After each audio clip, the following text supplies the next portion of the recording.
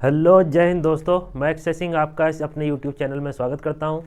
तो जैसा कि आपको पता होगा, हमारा यूपी पीसीएस का प्रीलिम्स का एग्ज़ाम 17 मार्च को है। साथ ही आरओ का एग्ज़ाम भी आने वाला है। उसी को ध्यान में रखते हुए जो घटना चक्र वालों ने ये आई दृष्टि मैगजीन निकाली है, जो हर साल निकाली जाती है। तो इसको देख सकते हैं आप। यह है आई दृष्टि की मैगजीन, जो हर साल निकलती है। और करंट अफेयर का जितना भी सेगमेंट होता है इस मैगजीन से पूरा का पूरा कवर हो जाता है। चाहे पीसीएस प्रीलिम्स के एग्ज़ाम की बात कर लें, चाहे आरओ की बात कर लें। साथ ही अगर आपको पता होगा, तैयारी कर रहे होंगे, तो इम्पोर्टेंस कितना है हमारी जो करंट अफेयर है उसका यूपी पीएससी के एग्ज़ाम में। तो इसको ध्यान में रखते हुए मैगजीन निकाली गई है। इसमें अराउंड करीबन 200 पेज के आसपास है, 220 के आसपास पेजेस हैं, जिनको हम क्या करेंगे, इनको करीबन 12 से 15 लेक्चर्स में हम कंप्लीट करेंगे। तो लेक्चर पूरे पूरे देखिएगा और जो भी आपकी करंट अफेयर होगी वो अच्छे से आपकी कंप्लीट हो जाएगी इन एग्ज़ाम्स के लिए। ठीक है, तो इससे अगर ध्यान दीजिएगा, अगर दिया होगा आपने पीवाईक्यू लगा के, तो करीबन 25 से 30 क्वेश्चन इसी मैगजीन से आपको मिल जाएंगे पीसीएस के एग्ज़ाम में। तो ठीक है, इसको ध्यान में रखिएगा। तो आज हम लेक्चर जो स्टार्ट करेंगे वो क्या स्टार्ट करेंगे, आज हमारा पहला चैप्टर जो होगा, जो राष्ट्रीय परिदृश्य है, उससे स्टार्ट करेंगे। इसमें शुरुआत में कुछ दे रखा है फैक्चुअल डेटा, उसको नेक्स्ट लेक्चर में हम कवर कर लेंगे। बाकी जब स्टार्ट करेंगे हम आज कहाँ से, तो राष्ट्रीय परिदृश्य से इसको स्टार्ट करेंगे। बाकी आपको अगर तैयारी से रिलेटेड कोई दिक्कत आ रही है, डाउट एंड क्वेरी है, तो हमारा इंस्टाग्राम आईडी और हैंडल जो होगा इसके डिस्क्रिप्शन बॉक्स में प्रोवाइड करा दिया जाएगा। तो वहाँ से जाके आप कोई भी डाउट एंड क्वेरी पूछ सकते हैं। तो स्टार्ट करते हैं हम आज का लेक्चर। तो स्टार्ट करते हैं। राष्ट्रीय परिदृश्य में पहला क्या है टॉपिक दिया है, तो उसको देखते हैं। पहला टॉपिक इसमें दिया राष्ट्रीय परिदृश्य में स्वच्छ सर्वेक्षण 2023 जो हुआ था, वो इसमें पहला टॉपिक है किसमें, राष्ट्रीय परिदृश्य में। तो इसको देखते हैं। तो इसमें क्या ध्यान रखना है हमको, देखिए पहले पढ़ लेंगे और जितनी चीज़ें ध्यान रखनी होगी आपको, ये नहीं कि पूरी की पूरी मैगजीन रटने बैठ जाइएगा। जो जो चीज़ें ध्यान रखनी है उसको मैंने अंडरलाइन करके और वहाँ पे बता भी दूंगा किन चीज़ों को ध्यान रखना है। तो अगर कॉपी पेन लेके बैठे हो तो उन चीज़ों को वहाँ पे नोट कर लीजिएगा। थोड़ा सा कंसाइज में आपका नोट्स बन जाएगा, कंसाइज वे में पूरा, और रिवीजन के लिए भी वो अच्छा रहेगा। बाकी 2-4 बार अगर आप लेक्चर देख लेते हैं, एग्जाम से पहले 17 मार्च को होना है, 10-12 दिन में खत्म हो जाएंगी सारी क्लासेस इसकी करंट अफेयर की। तो उसको रिवीजन के तौर पे देख लीजिएगा और 1-2 बार अगर पॉइंट लिख लेंगे जो मेन मेन है, तो उससे आपका पूरा का पूरा चीज़ें तैयार हो जाएंगी। तो देख लेते हैं स्वच्छ सर्वेक्षण 2023 क्या है। तो 11 जनवरी 2024 को क्या हुआ, राष्ट्रपति कौन है हमारी, द्रौपदी मुर्मू, पता होगा आपको। तो स्वच्छ सर्वेक्षण 2023 के परिणाम घोषित किए हैं। तो 24 में परिणाम घोषित किए गए हैं किसके, 2023 के। ये चीज़ ध्यान रखिएगा।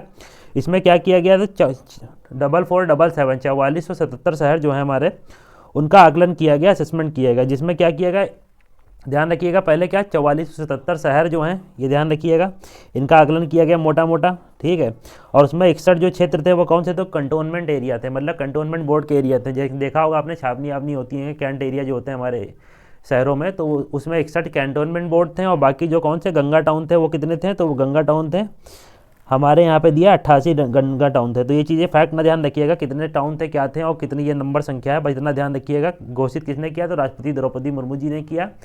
और क्या, ये 2023 का सर्वेक्षण का रिजल्ट। ठीक है, और इसमें देख लेंगे कि रैंक आपको ध्यान रखनी होगी। रैंक से ज़्यादा सवाल बनते हैं कि पहली रैंक में कौन रहा स्वच्छ सर्वेक्षण मिशन में, दूसरी रैंक में कौन रहा। इन चीज़ों को ध्यान में रखने की कोशिश करिएगा। तो कंटेनमेंट जो बोर्ड है उसमें जो प्रथम स्थान पे था वो कौन था, महू एक क्षेत्र पड़ता है कंटोनमेंट एरिया एमपी में, तो वो प्रथम रैंक पे रहा। और जो दूसरा जो गंगा टाउन्स थे, कितने 88 गंगा टाउन्स थे, उसमें जो रैंक 1 किसकी है, तो वाराणसी की है। तो ये चीज़ ध्यान रखिएगा, वाराणसी आपको पता होगा यूपी में है।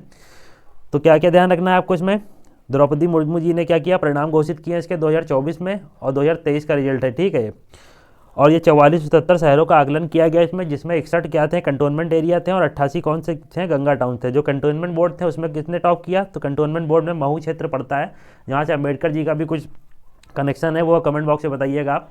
तो महू क्षेत्र है एमपी में, वहाँ से क्या हुआ, कंटोनमेंट बोर्ड में रैंक 1 उसको मिली, और बाकी रैंक गंगा टाउन जो है उनमें से रैंक 1 किसको मिली, तो वाराणसी को मिली। तो ये चीज़ ध्यान रखिएगा। और यह 8वां संस्करण है, ध्यान रखिएगा, इस पॉइंट को ध्यान जरूर रखिएगा। कौन सा संस्करण है, तो 8वां संस्करण है। 1 मिनट पेन का कलर चेंज कर लूँ, यह 8वां संस्करण है, इसको ध्यान में रखिएगा। ठीक है, तो ये कौन सा संस्करण है, 8वां संस्करण है। तो इतनी चीज़ ध्यान रखिएगा। क्या क्या ध्यान रखना है, द्रौपदी मुर्मू जी को ध्यान रखना, 8वां संस्करण ध्यान रखिएगा। कंटोनमेंट बोर्ड में तो महू क्षेत्र है जो एमपी में पड़ता है, और जो गंगा क्षेत्र है, गंगा टाउन्स में, उसमें रैंक 1 किसको मिली, तो वाराणसी को मिली है। इतनी चीज़ ध्यान रखिएगा। आगे क्या दिया गया इसमें, स्वच्छ सर्वेक्षण 2023 जो इसमें राष्ट्रीय स्तर पर क्या है, समग्र रूप से 1 लाख से अधिक जनसंख्या श्रेणी में लगातार 7वीं बार कौन रहा है, तो इंदौर रहा है। तो लगातार 7वीं बार 1 लाख से अधिक, इसको कई कैटेगरी में भी डिवाइड किया गया है। कौन कौन सी, एक कंटोनमेंट बोर्ड हो गया, गंगा टाउन हो गया, और साथ ही 1 लाख से अधिक आबादी वाले शहरों को भी इसमें लिया गया। तो 1 लाख से अधिक आबादी वाले शहरों को आप बहुत साल से पढ़ रहे होंगे, इंदौर इसमें लगातार स्वच्छ सर्वेक्षण में टॉप कर रहा है, तो वही इसमें दिया है, तो देख लीजिएगा। तो इंदौर क्या है, इस बार फिर से 7वीं बार लगातार क्या हुआ है, क्लीनेस्ट सिटी रहा है। तो इतनी चीज़ ध्यान रखिएगा, क्या क्या, इंदौर को ध्यान रखिएगा, महू को ध्यान रखिएगा कंटोनमेंट बोर्ड में, और वाराणसी को ध्यान रखिएगा गंगा टाउन्स में, और द्रौपदी मुर्मू जी ने इसका परिणाम घोषित किया, ये ध्यान रखिएगा। बाकी रैंक 1 हमने देख लिया। और इस बार क्या हुआ है कि रैंक 1 में इंदौर के साथ साथ एक और क्षेत्र आया है, कौन सा, तो गुजरात शहर भी रहा है, गुजरात का सूरत शहर भी इस बार रहा है। तो ध्यान रखिएगा रैंक 1 में इंदौर भी है और रैंक 1 सूरत की भी है, तो इतनी रैंक ध्यान रखिएगा। बाकी तीसरी रैंक में नवी मुंबई है, और चौथी में आंध्र प्रदेश विशाखापट्टनम आंध्र प्रदेश का, और 5वीं भोपाल। अगर बहुत आपको याद रखना है तो शुरुआत के 3 चीज़ ध्यान रख लीजिएगा, इंदौर, सूरत और नवी मुंबई।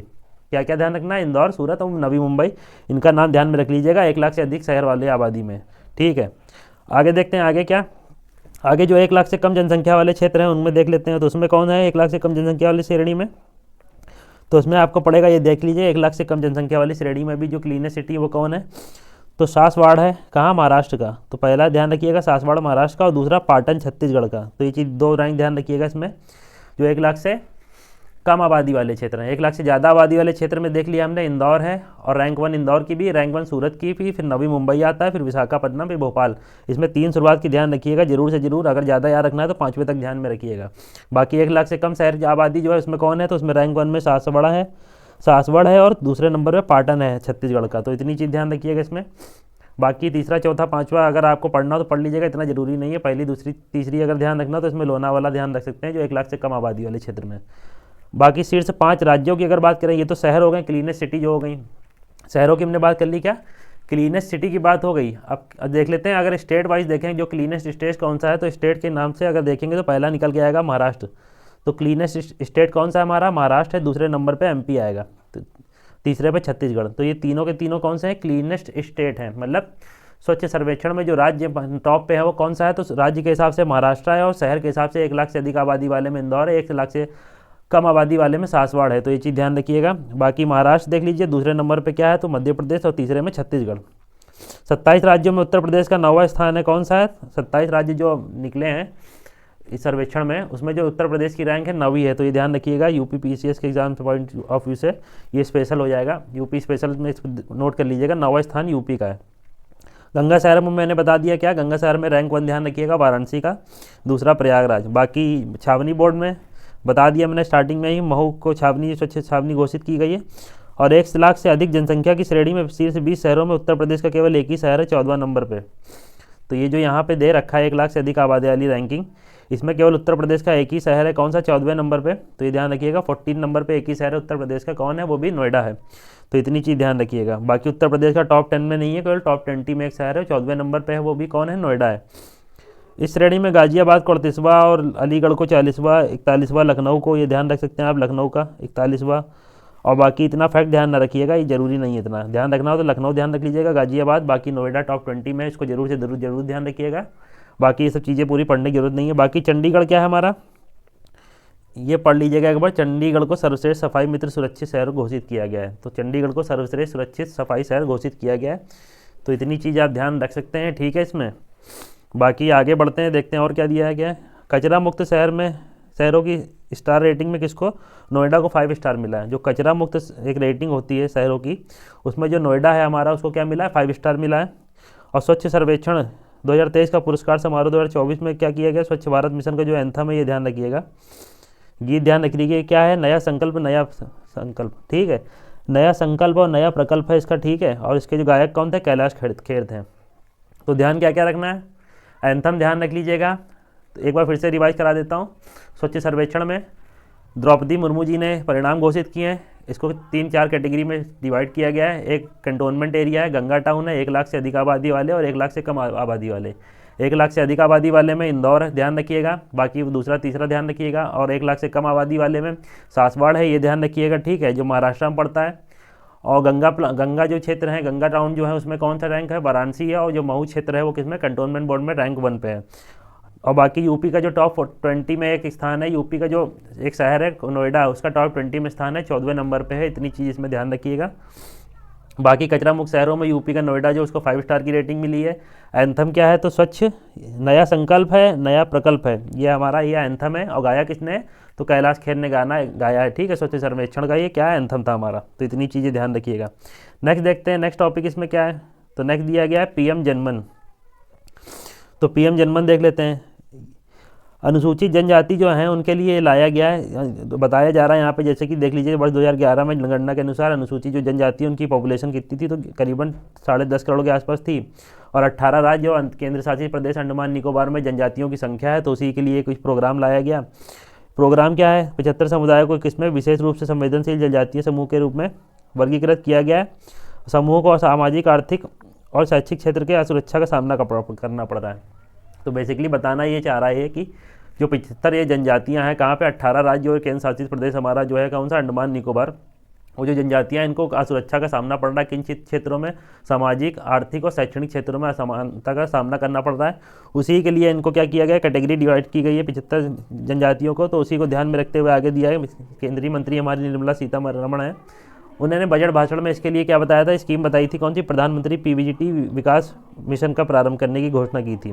तो उसी को ध्यान में रखते हुए क्या किया, नरेंद्र मोदी ने 15 नवंबर 2023 को जनजाति गौरव दिवस के अवसर पर झारखंड के कौन से खूंटी जिले से प्रधानमंत्री जनजातीय आदिवासी न्याय महाअभियान पीएम जनमन की शुरुआत की। तो ध्यान रखिएगा इसका फुल फॉर्म क्या है पीएम जनमन का। प्रधानमंत्री तो ध्यान ही रहेगा, जनमन से जनजातीय हो जाएगा, जनमन से आदिवासी न्याय महाअभियान। तो इतनी चीज़ ध्यान रखिएगा, जनमन का फुल फॉर्म में है जनजाति आदिवासी न्याय महाअभियान की शुरुआत की। पीएम जनमन का विशेष लक्ष्य क्या है कि संवेदनशील जो हमारी जो देखा हमने 75 जो एसटी जो समुदाय हैं उनको कैटेगराइज किया गया, उनके लिए क्या करना, उनके विकास करना और विभिन्न मंत्रालय विभागों की योजनाओं से जो छूट मिल पाए उनको दिलाना। तो इतनी चीज़ ध्यान रखिएगा, इसमें ये फैक्ट ना ध्यान रखने की कोशिश कीजिएगा कितना कितना अलॉट हुआ क्या बजट में। और इसका जो मंत्रालय है कौन है, केंद्रीय जनजाति कार्य मंत्रालय जो है इसकी नोडल एजेंसी है, ये चीज़ ध्यान रखिएगा। ये कौन सी, तो केंद्रीय जनजाति कार्य मंत्रालय, इसका नाम ध्यान रखिएगा। पीएम जनमन को कौन लागू कर रहा है, तो ये मिलकर कर रहा है 9 मंत्रालय और 11 महत्वपूर्ण क्षेत्रों के साथ मिलकर। तो इतनी चीज़ इसमें ध्यान रखने लायक है आपको। बाकी बहुत सारी चीज़ें फैक्ट दी गई हैं।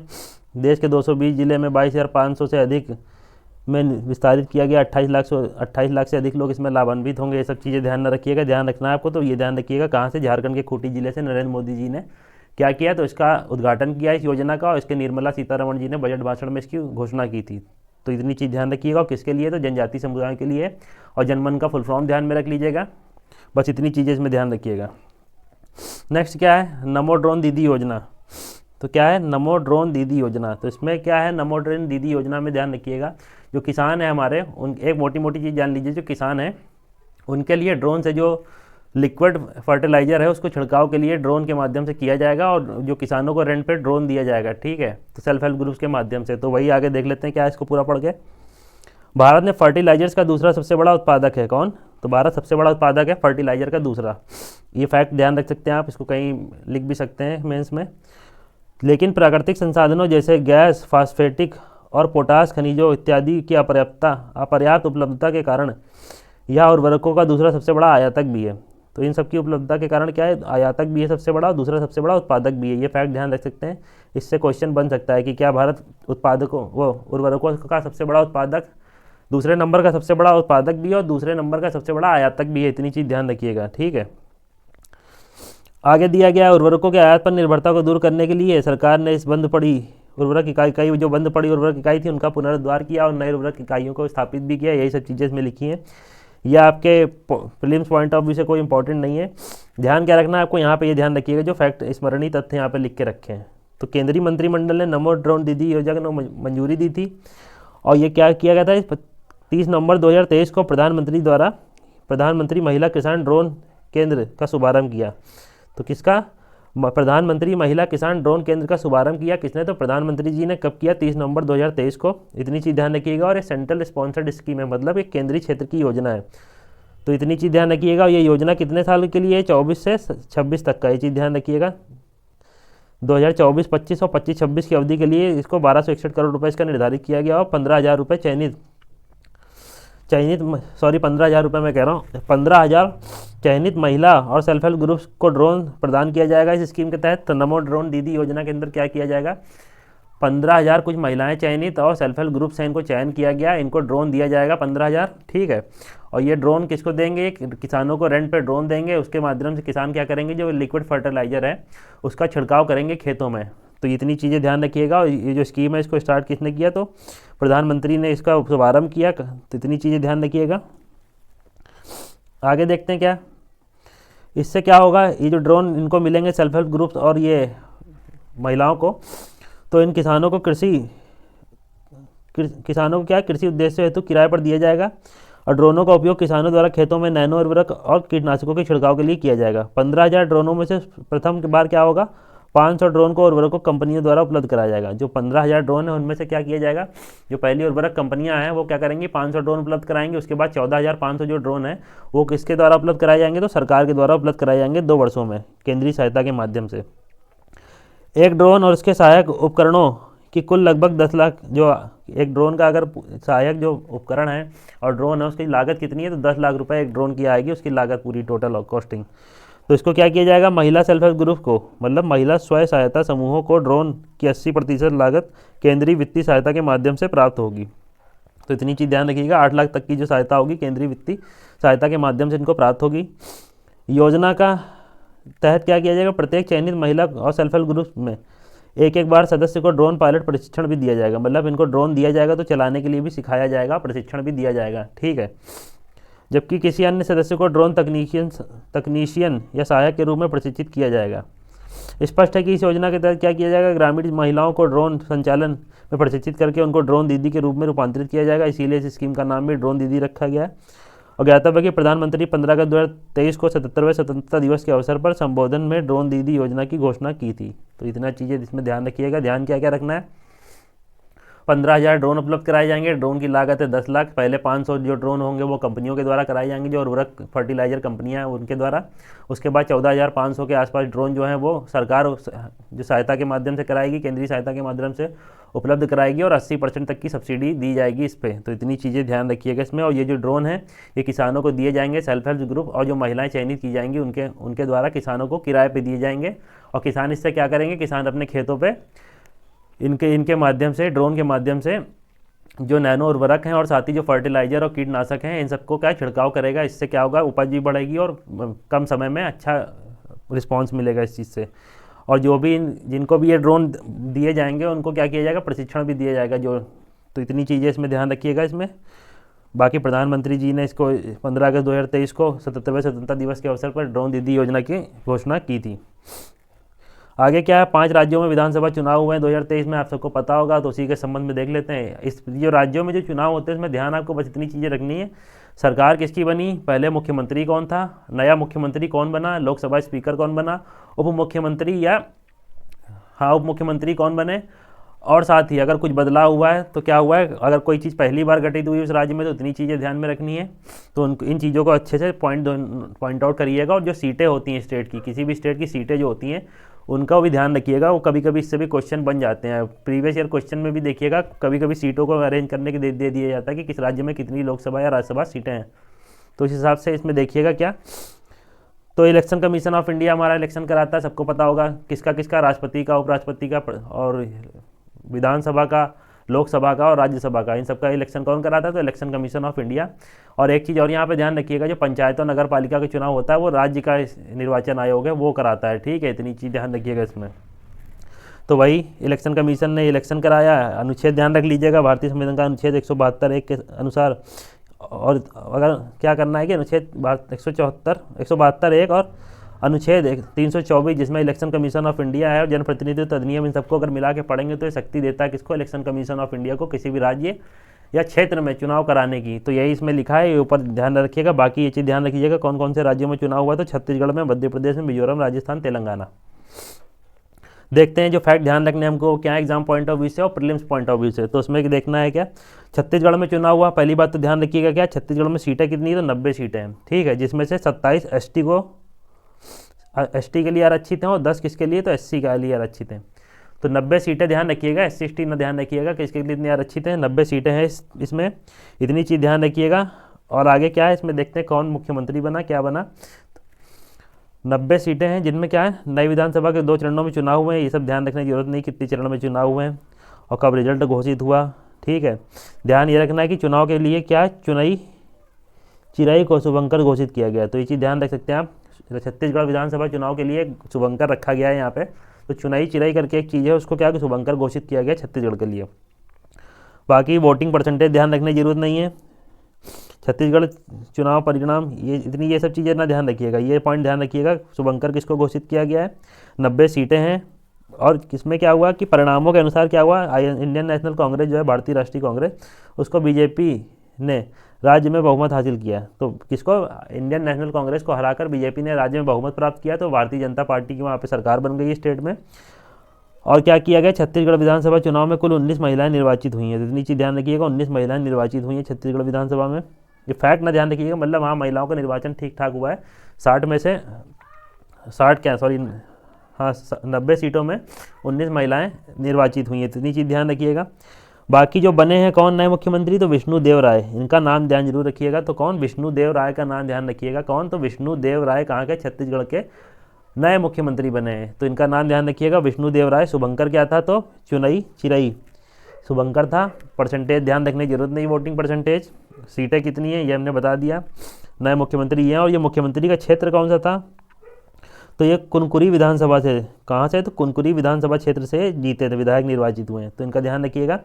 इनके बारे में और चीज़ें जान लीजिए। विष्णुदेव राय क्या कुनकुरी विधानसभा से विधायक के रूप में निर्वाचित हुए।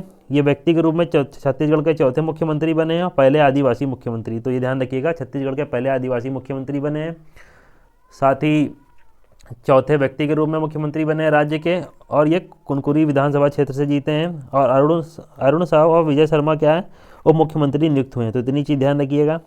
छत्तीसगढ़ के पूर्व मुख्यमंत्री कौन थे, तो रमन सिंह थे। तो इतना नाम, इनका नाम ध्यान रखिएगा। पूर्व मुख्यमंत्री रमन सिंह को हटा के ये जीते हैं कौन, तो ध्यान रखिएगा, विष्णुदेव राय। तो इनका नाम अच्छे से ध्यान रखिएगा। तो ये चीज़ें इंपॉर्टेंट हो जाती हैं आपके लिए। बाकी किसको कितनी सीटें मिली, 90 सीटें थी, तो 54 बीजेपी को मिली और 35 इंडियन नेशनल कांग्रेस या भारतीय राष्ट्रीय कांग्रेस को मिली हैं। बाकी ये सब चीज़ें ध्यान रखने की जरूरत नहीं है आपको। तो देख लेते हैं, एक इलेक्शन हमने देख लिया छत्तीसगढ़ का। अब देखते हैं एमपी का, 5 राज्यों में हुआ था, तो दूसरा देखते हैं एमपी का इलेक्शन। इसके बारे में और चीज़ें जान लेते हैं। तो मध्य प्रदेश विधानसभा चुनाव के बारे में देख लेते हैं, इसमें क्या क्या ध्यान रखना है हमको। तो मध्य प्रदेश विधानसभा चुनाव में पहले ध्यान रखिएगा सीटें कितनी हैं। तो सबसे ज़्यादा जो इलेक्शन हुए 5 राज्यों में, उसमें सबसे सर्वाधिक सीटें किसकी में थी, तो मध्य प्रदेश में थी, 230 सीटें। उसके बाद अगर आप देखेंगे राजस्थान में करीबन 200 सीटें के आसपास, ठीक है। तो 230 सीटों में एससी के लिए ये डिवाइड है 35 और एसटी के लिए 47। तो इतनी चीज़ें ना ध्यान रखिएगा, बस सीटें कितनी है, 230 हैं। जो जीते हैं वो कौन जीते हैं, तो मोहन यादव मध्य प्रदेश के नए क्या बने, मुख्यमंत्री बने हैं। तो मोहन यादव का नाम ध्यान रखिएगा। मोहन यादव मध्य प्रदेश के नए मुख्यमंत्री बने और जो कहाँ से इलेक्ट हुए हैं विधायक के तौर पर, उज्जैन दक्षिण विधानसभा क्षेत्र से विधायक के रूप में निर्वाचित हुए हैं।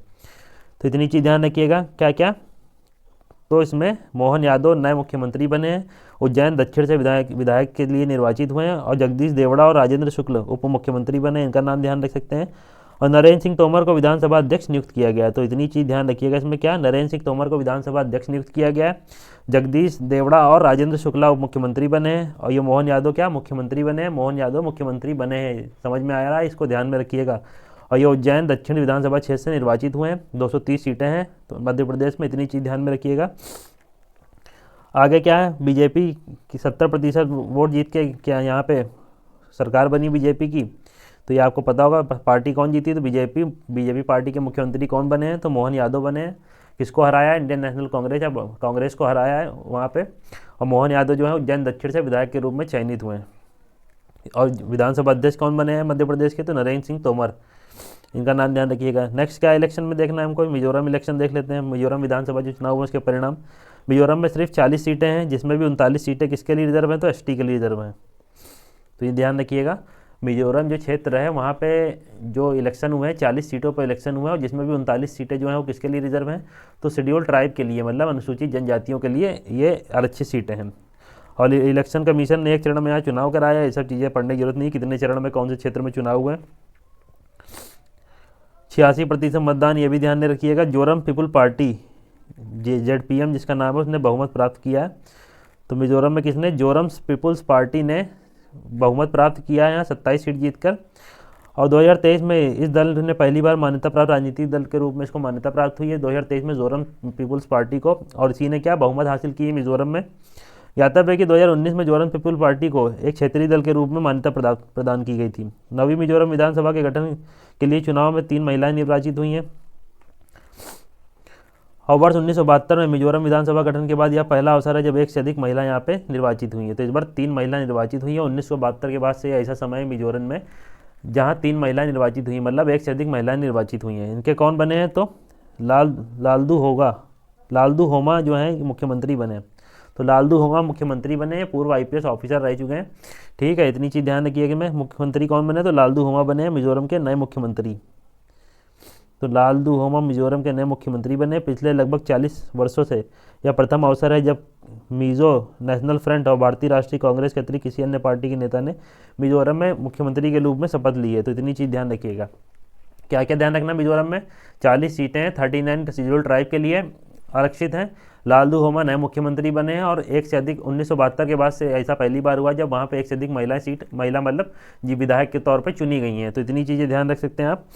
साथ ही आपको जो ध्यान रखना है, ऐसा पहली बार हुआ पिछले 40 वर्षों में जब मिजोरम नेशनल फ्रंट के और जो इंडियन नेशनल कांग्रेस को उसके अतिरिक्त किसी अन्य पार्टी के सदस्य ने क्या लिया है, उसके अतिरिक्त किसी अन्य पार्टी के सदस्य ने वहाँ पे मुख्यमंत्री के तौर पर शपथ ली है। तो यही चीज़ इसमें लिखी है। थोड़ा बहुत जान लेते हैं लालदू होमा जी के बारे में। पूर्व आईपीएस अधिकारी भी रह चुके हैं। तो पूर्व आईपीएस अधिकारी रहे हैं लालदू होमा जी। मिजोरम में मुख्यमंत्री के छठे व्यक्ति के तौर पर मुख्यमंत्री शपथ ली इन्होंने। वर्ष 2023 में विधानसभा चुनाव में शेरछिप विधानसभा क्षेत्र से निर्वाचित हुए हैं। तो कौन से क्षेत्र से निर्वाचित हुए हैं, शेरछिप क्षेत्र से निर्वाचित हुए हैं। तो इतनी चीज़ ध्यान रख सकते हैं। आईपीएस अधिकारी के तौर पर इन्होंने भूतपूर्व जो हमारी प्रधानमंत्री थी इंदिरा गांधी जी, उनके समय में भी सुरक्षा में तैनात रह चुके हैं। ये 84 में राष्ट्रीय कांग्रेस के प्रत्याशी के तौर पर मिजोरम से लोकसभा अध्यक्ष मतलब एमपी भी रह चुके हैं। अब ये विधायक के तौर पर जीते हैं और विधायक के तौर पर जीतने के बाद इन्होंने मुख्यमंत्री की शपथ ली है। मिजोरम से ली है किसने, लालदू होमा ने। उनका नाम ध्यान में रखिएगा। ठीक, इतनी चीज़ें इसमें ध्यान रखिएगा। नेक्स्ट देखते हैं राजस्थान विधानसभा चुनाव। संसदीय और ये सब पता होगा कितनी सीटें हमने बता दी है, 200 सीटें हैं राजस्थान में, जिसमें 34 SC ST ध्यान में रखिएगा कितनी आरक्षित है। कभी क्वेश्चन नहीं पूछेगा कि कौन से राज्य में हो कितनी SC और कितनी ST की सीटें आरक्षित हैं।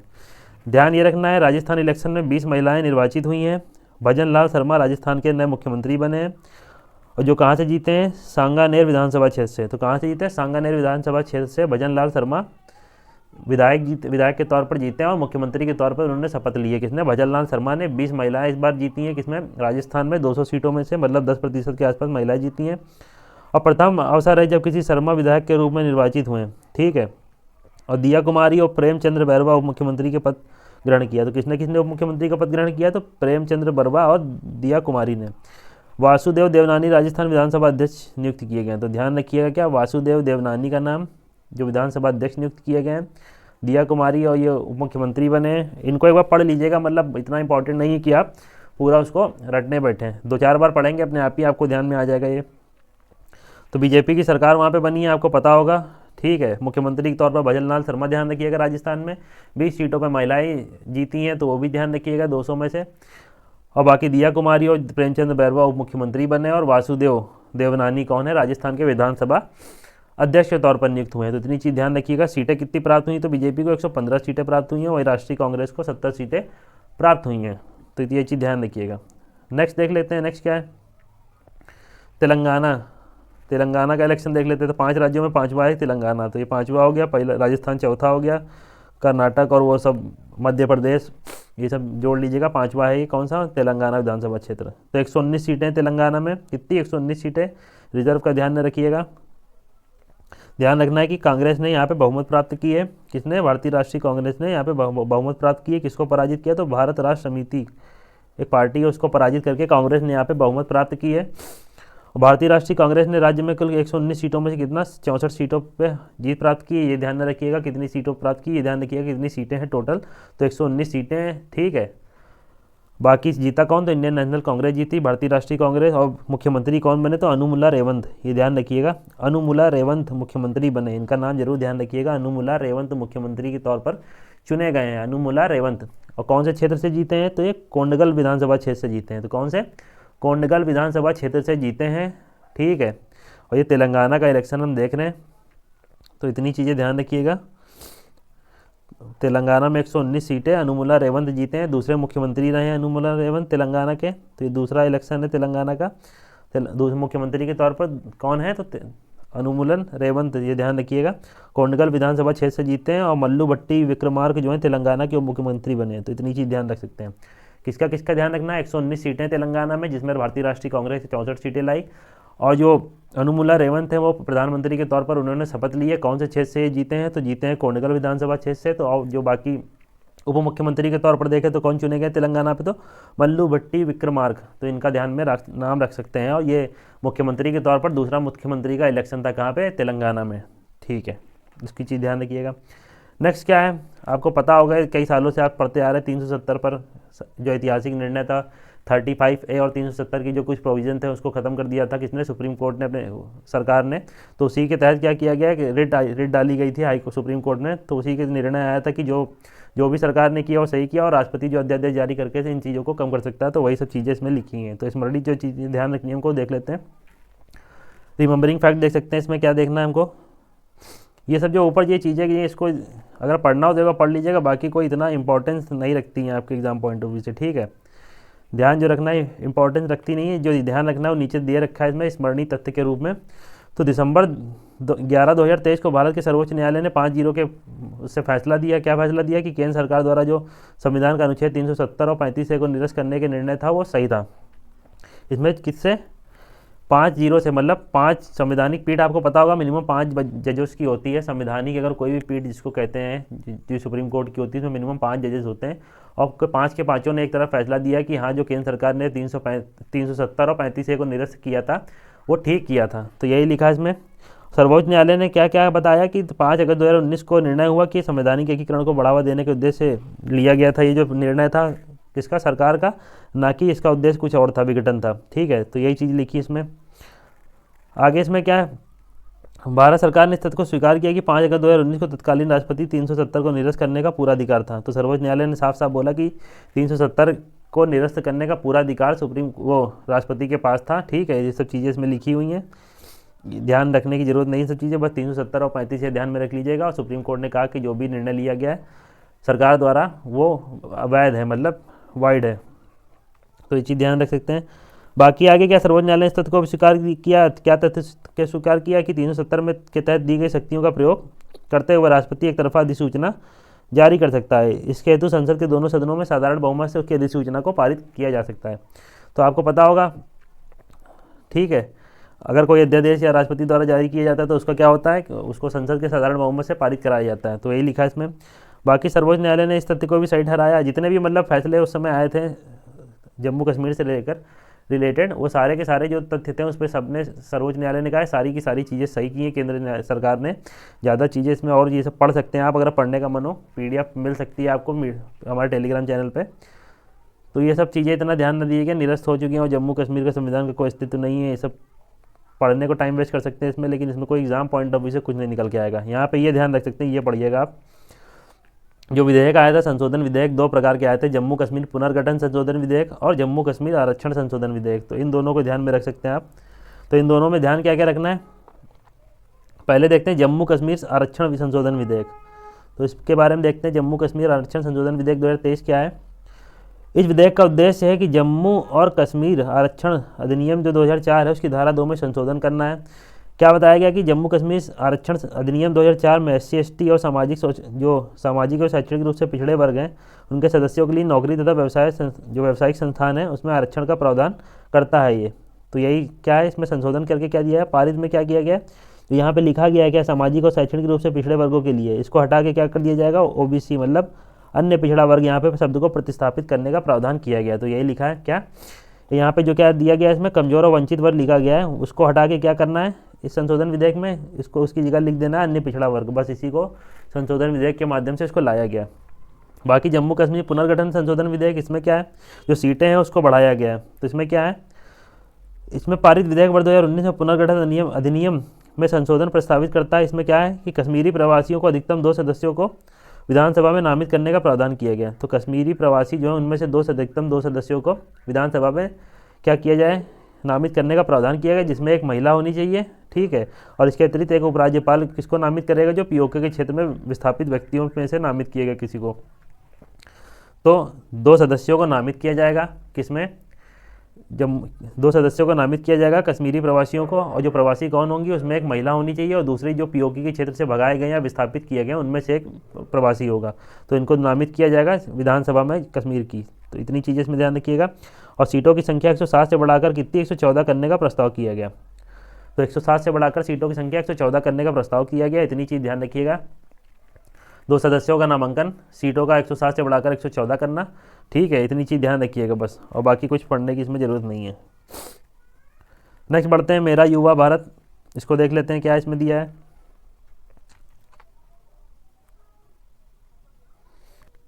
तो नेक्स्ट देखते हैं मेरा युवा भारत, इसमें देखते हैं क्या क्या दिया हुआ है।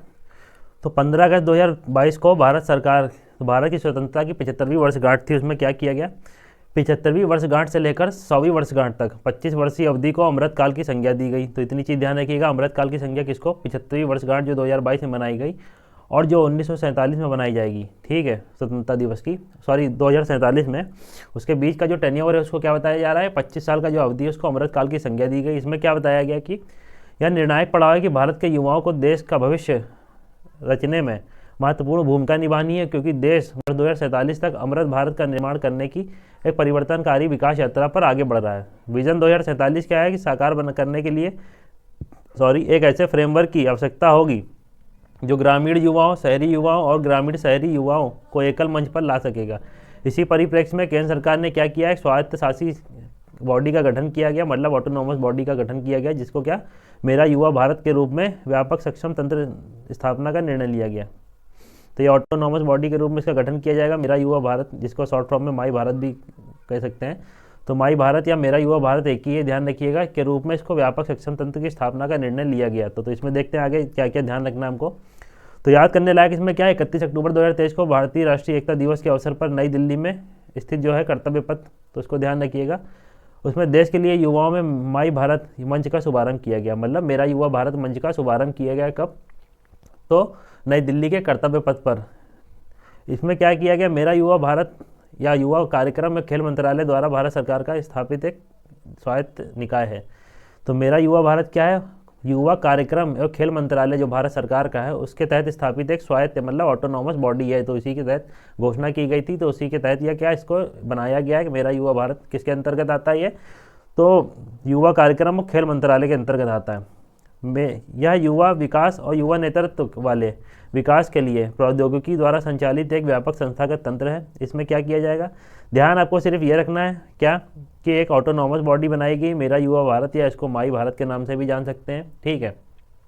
और ये कौन से मंत्रालय के अंतर्गत आता है, तो युवा कार्यक्रम और खेल मंत्रालय के अंतर्गत आता है। और इसमें चीज़ें देख लेते हैं जो दी गई हैं वो क्या है कि इसमें क्या मेरा युवा भारत मंच जो है राष्ट्रीय युवा नीति में जो दी गई युवा की परिभाषा, उसमें कौन कौन आते हैं, 15 से 29 वर्ष तक के जो लोग हैं वो युवा की श्रेणी में आते हैं। कौन से किसने परिभाषा दी, तो राष्ट्रीय युवा नीति में परिभाषा दी गई युवा की। तो युवा कौन होंगे, जो 15 से 29 वर्ष के बच्चे होंगे, वही इसमें क्या युवाओं के लाभान्वित होंगे। आगे दिया मेरा युवा भारत एक फिजिटल मंच है, फिजिटल मतलब फिजिकल प्लस डिजिटल।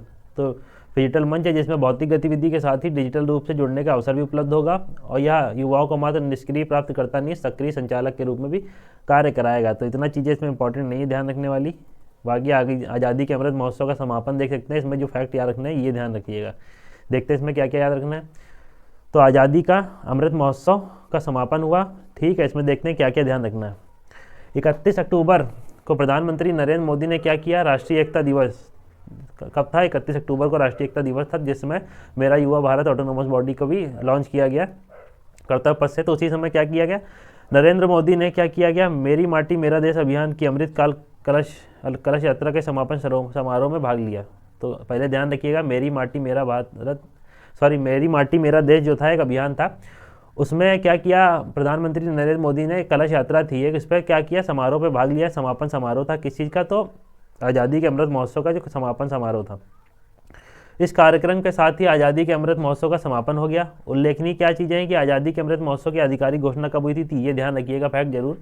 आज़ादी के अमृत महोत्सव की घोषणा की कब घोषणा हुई थी, मतलब प्रारंभ कब हुआ था आज़ादी का अमृत महोत्सव, तो 12 मार्च 2021। ये फैक्ट जरूर ध्यान में रखिएगा, ये इंपॉर्टेंट है। कब स्टार्ट हुआ, तो 12 मार्च 2021 को आज़ादी का अमृत महोत्सव हमारा स्टार्ट हुआ था, ठीक है। समापन कब हुआ, तो 31 अक्टूबर 2023 को एक कलश यात्रा थी मेरी माटी मेरा देश के नाम से, उसमें प्रधानमंत्री शामिल हुए और समय समापन हो गया इसका समारोह का। आज़ादी का अमृत महोत्सव के समापन के अवसर पर प्रधानमंत्री ने शीर्ष प्रदर्शन करने वाले 3 राज्यों केंद्र शासित प्रदेशों के साथ साथ मंत्रालय और विभागों को आज़ादी के अमृत महोत्सव में कुछ पुरस्कार प्रदान किए गए। इसमें क्या हुआ कि जो आज़ादी का अमृत महोत्सव का समापन हुआ उसके तहत प्रधानमंत्री जो थे हमारे, ठीक है, उन्होंने क्या किया कि उन्होंने 3 कैटेगरी में क्या किया गया, अवार्ड भी विस्तृत किए। तो इसमें देख लेते हैं शीर्ष 3 राज्य कौन से आज़ादी के अमृत महोत्सव के दौरान उत्कृष्ट प्रदर्शन करने वाले राज्य थे। तो राज्यों के तौर पर जिनको पुरस्कृत किया गया, पहला जम्मू कश्मीर, गुजरात दूसरा और तीसरा हरियाणा और राजस्थान। तो राज्यों के तौर पर जिनको आज़ादी के अमृत महोत्सव का अवार्ड मिला वो किसको मिला, अच्छा प्रदर्शन करने के लिए, जम्मू कश्मीर, गुजरात, हरियाणा। ये फैक्ट इंपॉर्टेंट है, ध्यान जरूर रखिएगा। राज्यों के तौर पर जम्मू कश्मीर, गुजरात, हरियाणा को क्या मिला है, तो आज़ादी के अमृत महोत्सव का जो समापन समारोह था उसमें क्या किया गया, अमृत पुरस्कार दिए गए, अमृत महोत्सव पुरस्कार प्रदान किया गया। ठीक है। और अगर उत्कृष्ट प्रदर्शन करने वाले मंत्रालय के तौर पर देखें तो मंत्रालयों में किसको मिला, तो केंद्रीय विदेश मंत्रालय, रक्षा मंत्रालय और केंद्रीय रेल मंत्रालय और केंद्रीय शिक्षा मंत्रालय। बाकी नरेंद्र मोदी ने क्या किया, नई दिल्ली में स्थित कर्तव्य पथ पर अमृत महोत्सव स्मारक का भी शिलान्यास किया गया। तो अगर ये पूछ ले अमृत महोत्सव स्मारक का शिलान्यास कहाँ किया गया, तो कर्तव्य पथ पर किया गया। ठीक है। तो ध्यान क्या क्या रखना है, आज़ादी के अमृत महोत्सव से 3 कैटेगरी में अवार्ड डिवाइड किए दिए गए हैं। ठीक है। और बाकी जो जो दिए गए हमने देख लिया। मेरी माटी मेरा देश नाम से एक समापन समारोह हुआ था, उसमें प्रधानमंत्री मोदी ने भाग लिया था। और इसमें जो अमृत महोत्सव स्मारक का जो शिलान्यास किया है वो कहाँ पे किया है, तो कर्तव्य पथ के पास। ठीक है। इसको देख लेते हैं, मेरी माटी मेरा देश क्या है। तो मेरी माटी मेरा देश है कि देशव्यापी और लोकाभिमुख अभियान है जिससे भारत की स्वतंत्रता के 75 वर्ष पूर्ण होने के उपलक्ष्य में क्या किया जाता, आयोजित किया गया था। यह आज़ादी के अमृत महोत्सव का समापन कार्यक्रम था, मेरी माटी मेरा देश। इस अभियान में 9 से 31 अक्टूबर 2023 के मध्य क्या किया गया, केंद्रीय युवा कार्यक्रम, खेल मंत्रालय और केंद्रीय संस्कृति मंत्रालय द्वारा इसको किया गया। यह अभियान उन वीरों और वीरांगनाओं को श्रद्धांजलि स्वरूप आयोजित किया गया है जिन्होंने देश के लिए सर्वोच्च बलिदान दिया है। इस अभियान की टैगलाइन ध्यान रखिएगा, क्या है, मिट्टी को नमन, वीरों को वंदन। तो ध्यान क्या क्या रखना है इसमें, टैगलाइन ध्यान रखिएगा, मंत्रालय कौन सा है, तो इन्होंने मिलकर सब किया था। नेक्स्ट बढ़ते हैं। नेक्स्ट क्या है, नमो भारत ट्रेन भारत की पहली रैपिड रेल सेवा। तो रैपिड रेल सेवा पहली बात ध्यान रखिएगा क्या होता है। तो रैपिड रेल सेवा जो होती है वो ना तो मेट्रो होती है और ना ही जो नॉर्मल ट्रेनें चलती हैं वो होती है। इसका यूज़ किया जाता है लंबी दूरी के लिए। ठीक है। और कम स्टॉपेज लेती है अपेक्षाकृत। तो यही चीज़ इसमें देखते हैं। नए विश्व स्तरीय परिवहन और संरचना के निर्माण के माध्यम से देश क्या किया गया, देश में क्षेत्रीय कनेक्टिविटी को रूपांतरित करने के प्रधानमंत्री विजन के अनुरूप क्षेत्रीय रैपिड ट्रांजिट प्रणाली का विकास किया गया। रीजनल रैपिड जो ट्रांजिट प्रणाली RRTS इसको कहते हैं शॉर्ट फॉर्म में, कहाँ पे, NCR क्षेत्र में इसको स्टार्ट किया गया। ठीक है। NCR क्षेत्र में इसको स्टार्ट किया गया है। ध्यान क्या रखना है, लंबी दूरी के लिए होती है, स्टॉपेज कम होते हैं, ये ना तो मेट्रो होती है, ना तो मेट्रो की तरह होती है और ना ही ये नॉर्मल ट्रेनों की तरह होती है। ये सीधे लंबी, इसकी एवरेज स्पीड ही 160 के आसपास होती है और इसकी औसत स्पीड मतलब 100 के आसपास होती है और मैक्सिमम स्पीड 160 के आसपास की चलती है। तो इसको आगे देख लेते हैं, याद क्या क्या रखना है आपको। ठीक है। तो 8 RRTS मतलब रीजनल रैपिड ट्रांजिट सिस्टम जो है उसके 8 गलियारे बनाए गए हैं। तो RRTS के 8 गलियारे बनाए गए हैं, ये ध्यान रख सकते हैं आप। RRTS का पहले तो फुल फॉर्म ध्यान रखिएगा, रीजनल रैपिड ट्रांजिट सिस्टम। ठीक है। ट्रांजिट सिस्टम 8 गलियारे कौन कौन से, तो पहला ये हमारा हो गया दिल्ली गाजियाबाद मेरठ का, दूसरा ये हो गया हमारा कौन सा, तो दूसरा है दिल्ली गुरुग्राम NCB अलवर का, तीसरा का है दिल्ली पानीपत का, चौथा दिल्ली फरीदाबाद वल्लभगढ़ और पलवल, ये हमारा चौथा गलियारा है। पांचवा गाजियाबाद खुर्जा का है, छठा है दिल्ली बहादुरगढ़ रोहतक, सातवां है गाजियाबाद हापुड़ और दिल्ली सादरा बड़ौत 8वां हो गया। तो ये 8 गलियारे बनाए गए हैं। ठीक है। इन्हीं में ये RRTS जो प्रणाली है उसको लागू किया गया है और यहीं से स्टार्ट होंगी। तो देख लेते हैं याद रखने वाली चीज़ क्या है RRTS के संबंध में। 20 अक्टूबर 2023 को नरेंद्र मोदी ने उत्तर प्रदेश में स्थित कहाँ पे, गाजियाबाद स्थित साहिबाबाद रैपिड एक्स स्टेशन पर दिल्ली गाजियाबाद मेरठ RRTS गलियारे के प्राथमिकता वाले खंड को उद्घाटन किया है। तो कौन से खंड का उद्घाटन किया है, तो ये गलियारा है हमारा कौन सा, दिल्ली गाजियाबाद मेरठ। 8 गलियारे बनाए, उसमें कौन सा, दिल्ली गाजियाबाद मेरठ। ध्यान रखिएगा इसी गलियारे में क्या किया, जो प्राथमिकता प्राप्त वाला क्षेत्र था वहाँ पे क्या किया, उद्घाटन किया गया है इसका। और इसी के साथ उन्होंने रैपिड रेल सेवा जिसका नाम क्या है, नमो भारत ट्रेन के राष्ट्र को समर्पित किया है। तो ये रैपिड रेल सेवा है नमो भारत ट्रेन, ये ध्यान रखिएगा। इसी को क्या किया, शुभारंभ किया गया, राष्ट्र को समर्पित किया गया। ये ट्रेन क्या है, साहिबाबाद से दुआई डिपो को जोड़ने वाली नमो भारत रैपिड एक्स को हरी झंडी दिखाकर रवाना किया गया है। तो कहाँ से किसको किसको जोड़ रही है ट्रेन जो चलाई गई है रैपिड एक्स, साहिबाबाद और दुआई। तो इतनी चीज़ ध्यान रखिएगा। बाकी जो लेखनी है कि दिल्ली गाजियाबाद मेरठ RRTS गलियारे की कुल लंबाई कितनी, तो 82 किलोमीटर के आसपास इस गलियारे की लंबाई है। तो ये सब चीज़ें इसमें दी रखी हैं। भारत की पहली क्षेत्रीय रैपिड ट्रांजिट प्रणाली जो है डिजाइन की स्पीड से 180 किलोमीटर प्रति घंटा है इसकी स्पीड ध्यान रखिएगा। ये ध्यान रखिएगा क्या कि गलियारा कौन सा है, दिल्ली मेरठ, दिल्ली गाजियाबाद मेरठ का है, वहाँ पे रैपिड एक्स की शुरुआत की गई है। नमो भारत जिसका नाम रखा गया ट्रेन, ठीक है, ये गलियारा शुरुआत किया गया है। गलियारा के तौर पर दिल्ली मेरठ गाजियाबाद ध्यान रखिएगा, और ट्रेन के तौर पर नमो भारत ट्रेन उसका नाम रखा गया, जिसको रैपिड रेल सेवा के अंतर्गत स्टार्ट किया गया है, और साहिबाबाद से दुहाई डिपो तक का ये चलेगी, ठीक है। बाकी और ध्यान रखना, जो गलियारा है, जो याला कौन सा जिस पे स्टार्ट किया गया दिल्ली गाजियाबाद मेरठ वाला, 42 किलोमीटर लंबा है, और 8 गलियारे बनाए गए हैं। इतनी चीज़ें आप ध्यान रख सकते हैं इसमें।